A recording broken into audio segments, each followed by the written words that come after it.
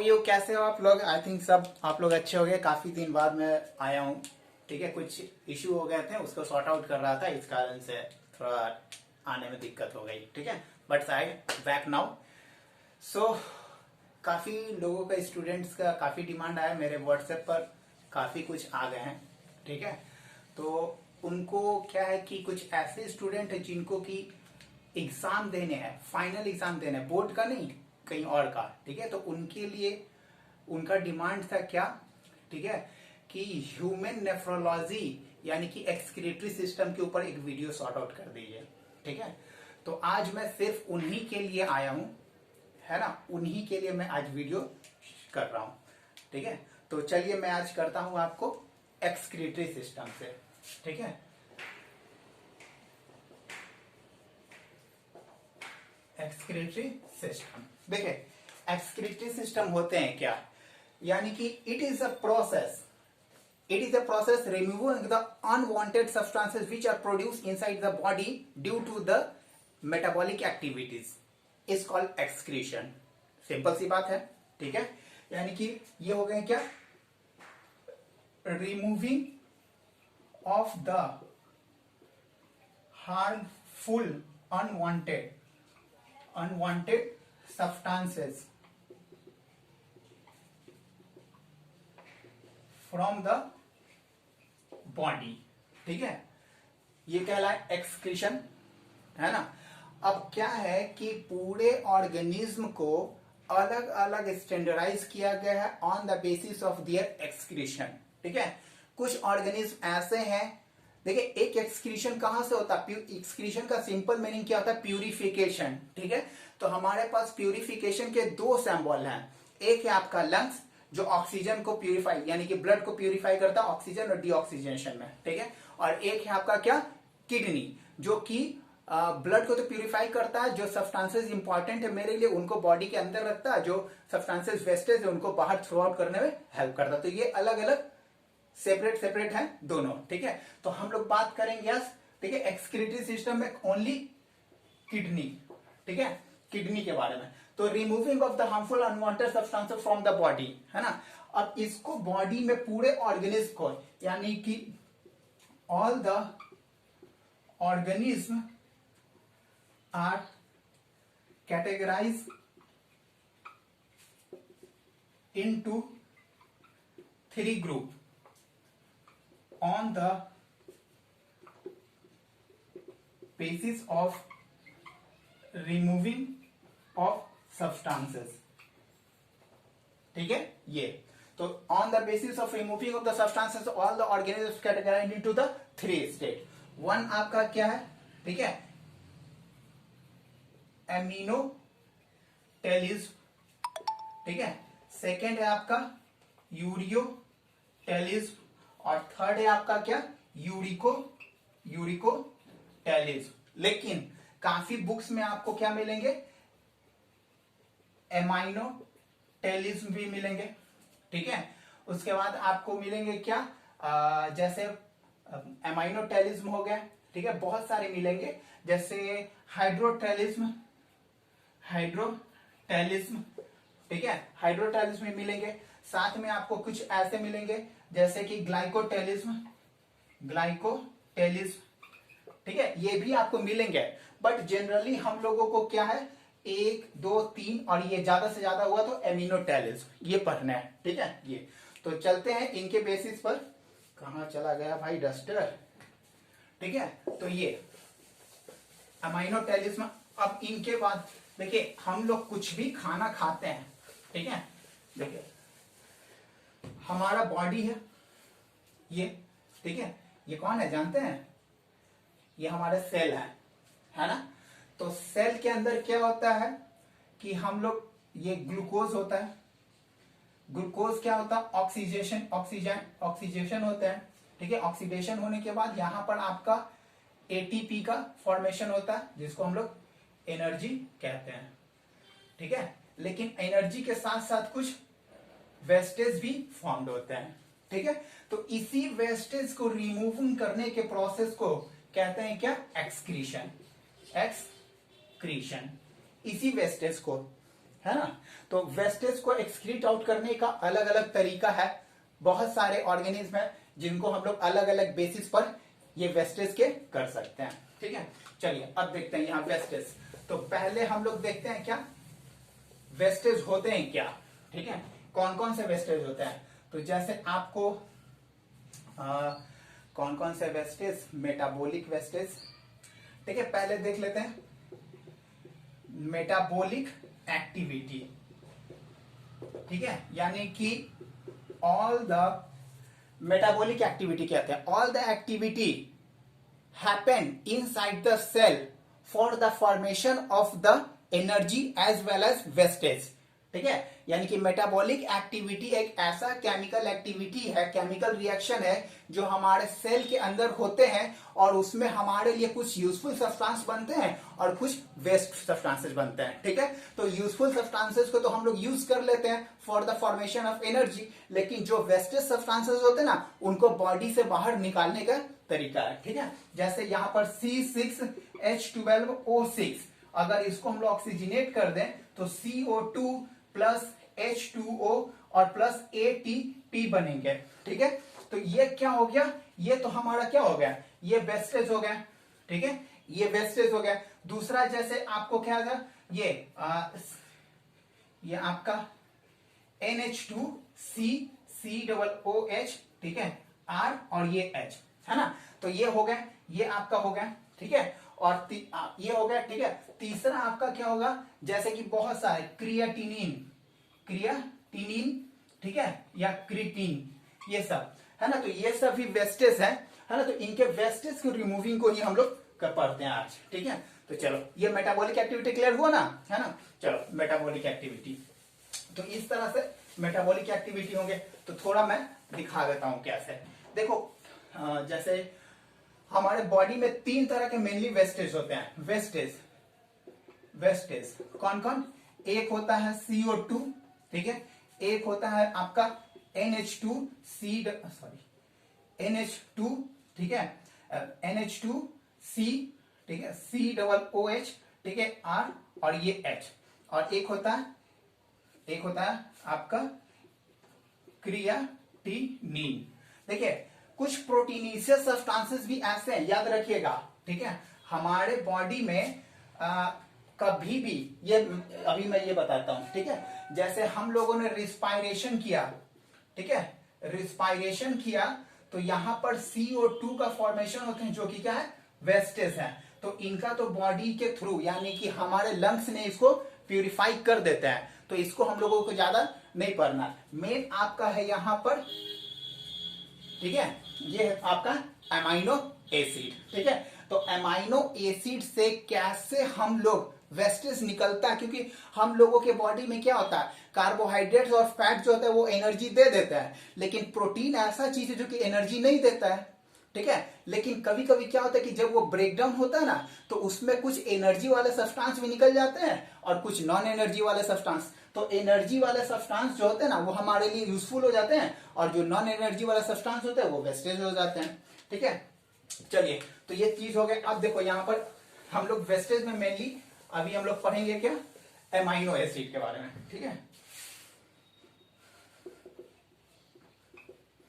Amino acid, ठीक है, तो याद रखिएगा यहां से एक मैं आपको बता देता हूं, ये ठीक है, ये क्या है, हमारा लीवर है।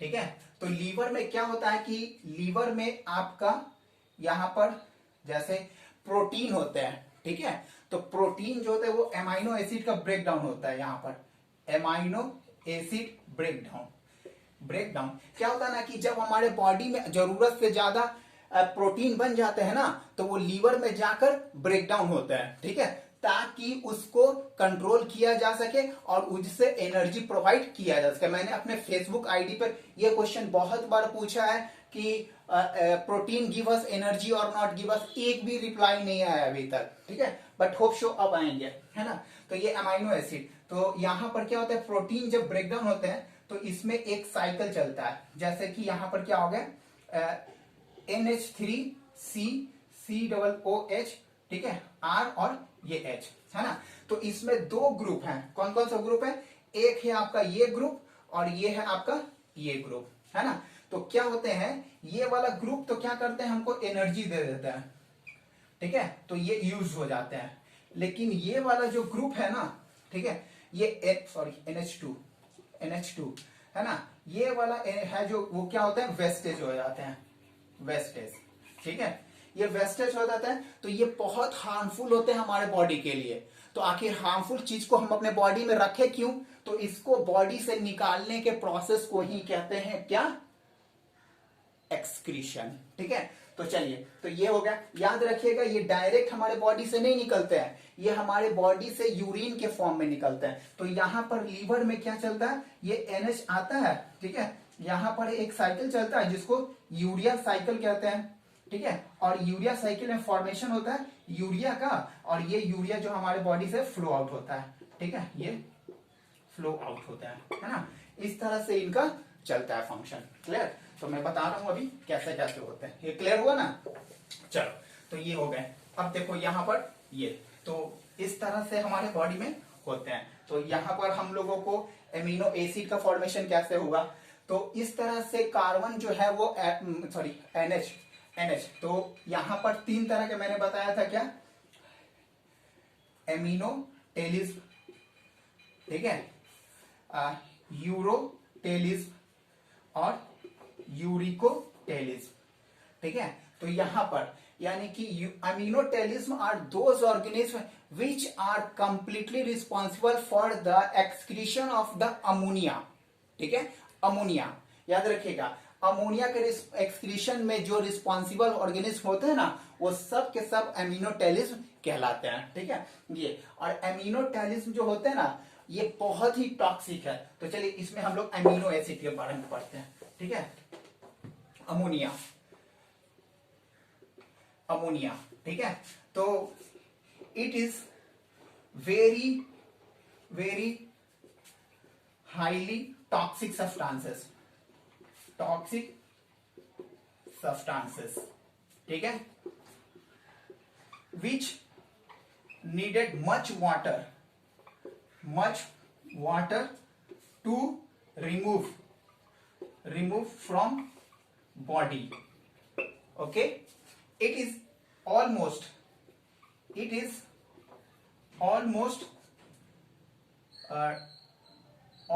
insoluble in water, but slightly soluble in water, ठीक है। ये अब देखो क्या होता है कि हमारे बॉडी में कम से कम, ठीक है, ह्यूमन बींग्स की बात कर रहा हूं, तो हमारे बॉडी में अगर हम लोग खाना खाते जाए तो एनर्जी के फॉर्म में वो टूटेंगे और यहां से अमोनिया निकलता जाएगा, ठीक है। तो अमोनिया जब निकलता जाएगा तो वो अमोनिया को बाहर निकालने के लिए बहुत ज्यादा वाटर चाहिए। तो अगर मेरे पास, ठीक है, हमारे बॉडी में कम से कम 5.5 लीटर के आसपास ब्लड है, इतने ही है, ठीक है। तो एक दिन में अगर हमारे ये अमोनिया को बहुत ज्यादा टॉक्सिक है और इनको रिमूव करने के लिए बहुत ज्यादा की जरूरत होती है, तो हमारा औकात ही नहीं है कि अमोनिया को डायरेक्ट हम बॉडी से निकाल सके, ठीक है। ये ह्यूमन बग्स की बात कह रहा हूं, है ना। तो चलिए ये, तो इसलिए इसको क्या करते हैं, टॉक्सिक होते हैं ये जनरली, मतलब इनको, ठीक है, ये it is generally founded in aquatic organism because it needed much water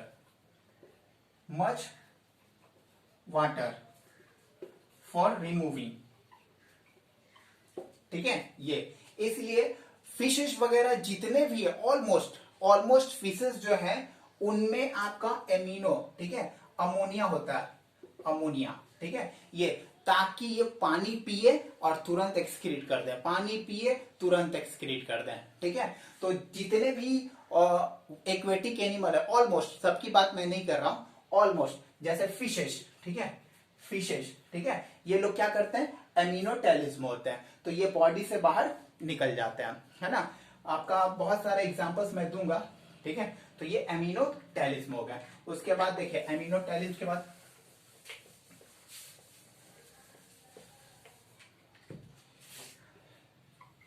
ureotelism,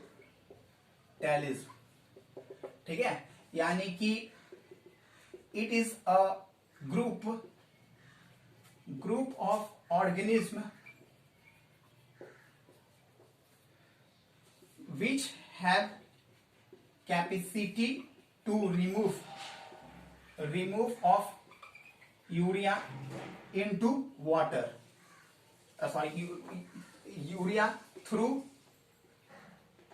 water from body, ठीक है। ये अब देखिए यहां पर क्या होता है कि यूरिया जो होता है वो उतने ज्यादा टॉक्सिक नहीं है, it is less toxic than ammonia,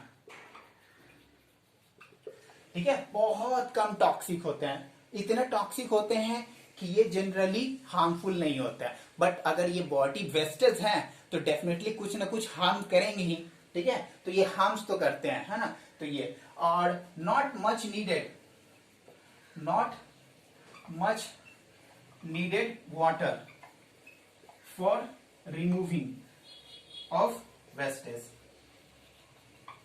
ठीक है, ज्यादा वाटर की जरूरत नहीं पड़ती है इनको रिमूव करने के लिए, लिमिटेड अमाउंट ऑफ वाटर में हम लोग इसको रिमूव कर देते हैं, ठीक है। तो इनका बेस्ट एग्जांपल्स आपको मिलेंगे क्या,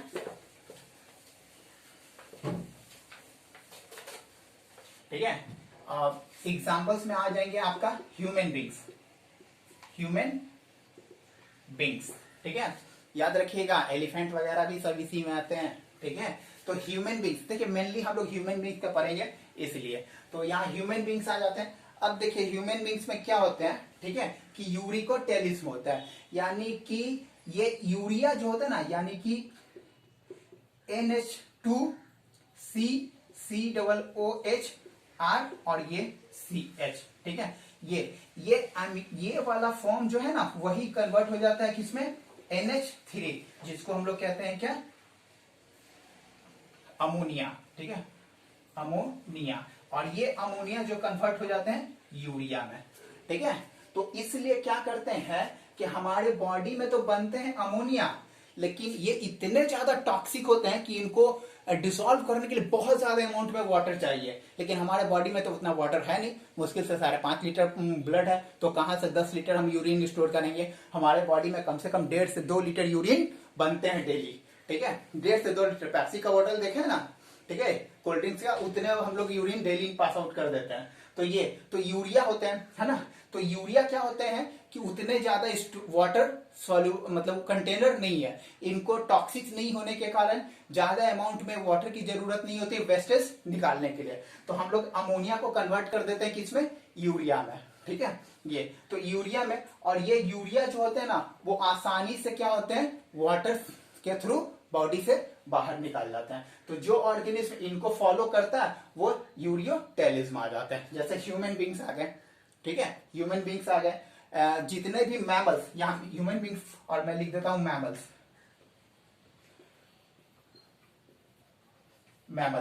ठीक है, ये मैमल्स आ गए, तो इनमें हम लोग इसका वेस्टेज निकाल देते हैं, तो यूरिया बन गया, तो ये यूरिया निकल गया, तो ये मैंने बता दिया था लेस टॉक्सिक होते हैं, ठीक है। अब देखो यहां पर कहां चला गया, ठीक है, ये अब आ गए ये, तो हम लोग देखे ना, याद रखिए हम लोगों के बॉडी में आप लोग कभी देखेगा ह्यूमन बॉडी जब सुसु करते हैं ना, ठीक है, तो जब वो सुसु करते हैं तो वहां स्मेलिंग नहीं होता है, लेकिन जैसे ही वो सुसु करके वहां से हटते हैं ना, थोड़ी देर बाद हमारे यूरिन में सुसु में स्मेल आ जाते हैं, क्यों, क्योंकि एमोनिया जो होते हैं वो कन्वर्ट हो जाते हैं किसमें, यूरिया में, और ये स्मेलिंग कैपेसिटी है, स्मेलिंग सब्सटेंस है, ठीक है, इसलिए हम लोग का यूरिन स्मेल करता है, ठीक है ना, ये क्वेश्चन बहुत आते हैं, है ना, चलिए ओके, याद रखिएगा ये नीट वालों के लिए बहुत जबरदस्त क्वेश्चन है, ठीक है, कई बार क्वेश्चन पूछ भी चुके हैं इनसे कंफ्यूजन करने के लिए, ठीक है। अब आपका थर्ड जो है वो है आपका यूरिकोटेलिज्म, ठीक है, यानी कि those organism excreted least amount of amount of toxic substances as a excretory product called यूरिकोटैलिज्म।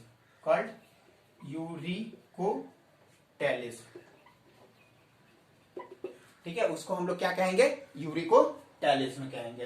Clear, ये यूरिकोटैलिज्म। अब यहां पर यूरिकोटैलिज्म आ गए तो देखिए जनरली आपको मैं बताता हूं, है ना, इसके एग्जांपल्स में आ जाएंगे आपको। जैसे आपका आ जाएगा क्या, बर्ड्स, ठीक है, रेप्टाइल्स, ठीक है, आपका क्रोकोडाइल, CRO, क्रोकोडाइल्स, ठीक है, आपका आ जाएगा टर्टल, ये सब जो है ना वो यूरिकोटैलिज्म होंगे। ठीक है, तो ये क्या करते हैं, वेस्टेज है बहुत ज्यादा, यानी कि लिस्ट अमाउंट में, तो इनको ज्यादा वाटर की जरूरत नहीं पड़ती है। ठीक है, ये मतलब आसानी से ये आप पास आउट करते हैं। तो ये क्या होता है, it is pass out from the body in semi solid fluid. ठीक है, ये हम लोग का बॉडी में क्या है, एक्सक्रीशन लिक्विड के फॉर्म में रहते हैं और स्टूलिंग सॉलिड सेमी सॉलिड के फॉर्म में रहते हैं। लेकिन इनके पास क्या है कि ये एक्सक्रीशन और स्टूलिंग दोनों एक साथ करते हैं, इसीलिए सेमी सॉलिड के फॉर्म में करते हैं, क्योंकि इनको ज्यादा वाटर की जरूरत नहीं है, क्योंकि इनके पास ज्यादा टॉक्सिक सब्सटेंस नहीं है, वो फट से बॉडी से निकालते हैं और फेंक देते हैं। ठीक है, तो ये जैसे बर्ड्स आपने कभी देखा होगा, ठीक है, ये बर्ड्स के पुप, ये पुप हो गए। ठीक है, ये क्या हो गए, पुप। अब पुप में कभी चिड़िया का पुप देखना, ठीक है, बर्ड्स का आपका पुप देखोगे ना तो ये अलग अलग तरह के होंगे। एक होंगे क्या, ग्रीनिश होंगे, ठीक है, ये वाला जो है वो आपका ग्रीनिश होगा, ये ग्रीनिश पार्ट, ग्रीनिश, और ये होंगे व्हाइटिश। ठीक है, दो तरह के पार्ट्स होते हैं बर्ड के पुप में, दो तरह के पार्ट्स होते हैं। तो ये ग्रीनिश पार्ट जो होते हैं ना वो यूरिक एसिड होते हैं। ठीक है, ये हमेशा क्या रहते हैं, सॉलिड के फॉर्म में, सेमी सॉलिड के फॉर्म में रहते हैं, सेमी सॉलिड के फॉर्म में रहता है, जबकि ये व्हाइटिश पार्ट जो होता है वो लिक्विड के फॉर्म में। इस कारण से ये बहुत ज्यादा स्मेल करते हैं। ठीक है, तो ये एक साथ करते हैं, इनका स्टूलिंग और यूरिनेशन दोनों एक साथ होता है, अलग अलग करने की जरूरत नहीं है। तो इससे पहले वाले चैप्टर में मैंने बताया था क्या कि एक उनका कॉमन ओपनिंग होता है जिसको क्लोका कहते हैं, उसी क्लोका के थ्रू वो बॉडी से थ्रू आउट करते हैं। क्लियर, तो यहां पर आपका क्लियर हो गया ना। ठीक है, तो ये बर्ड्स में आ जाते हैं, बहुत सारे रेप्टाइल्स वगैरह जो है ना इनको ज्यादा वाटर की जरूरत नहीं पड़ती है। ठीक है, तो ये आपका हो गया यूरिकोटैलिज्म। ठीक है, अब देखो बहुत सारे ऑर्गेनिज्म ऐसे भी हैं, ठीक है, जो डायरेक्ट क्या करते हैं, एमाइनो एसिड जिसको क्या कहते हैं, प्रोटीन। ठीक है, कुछ ऑर्गेनिज्म ऐसे हैं जो excreted waste substance as a protein.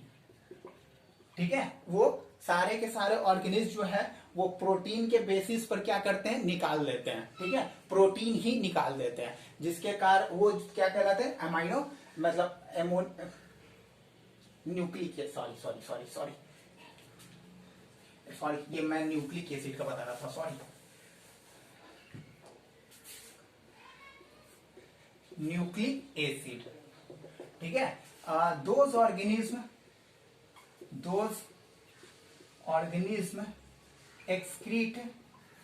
excreted the nucleic acid as a waste। ठीक है, वो आ जाते हैं न्यूक्लिकोटैलिज्म के बेसिस पर। ठीक है, ये कुछ आ जाएंगे आपका डायरेक्ट क्या करेंगे, एमाइड ग्रुप। ठीक है, एमाइड, ठीक है, ये नाइट्रोजिनस हो जाते हैं, नाइट्रोजीनस, ये भी निकाल देते हैं। तो इस तरह से बहुत सारे आते हैं, है ना। उसके बाद चलिए आज के लिए इतना ही। ठीक है, मैं आपको कल फिर एक दूंगा आपको, ठीक है, ह्यूमन एक्सक्रीटरी सिस्टम के फॉर्म में। ठीक है, ये आपका इंट्रोडक्शन था।